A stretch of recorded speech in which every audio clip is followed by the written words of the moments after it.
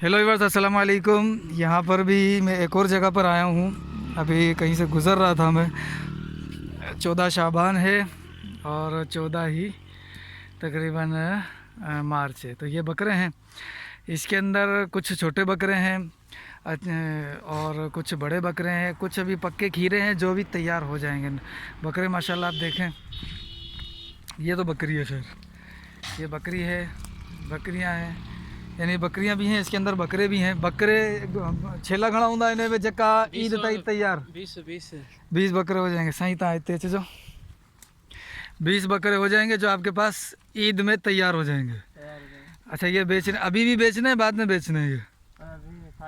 यानी कि जैसे, यानी कि पैसे अच्छे मिल गए तो भी बेच देंगे, पैसे अच्छे नहीं मिले तो फिर ईद पे बेचेंगे। अच्छा, ऐसे करेंगे, ठीक है। माशाल्लाह आप ये देखें, माशाल्लाह से बकरे खूबसूरत है।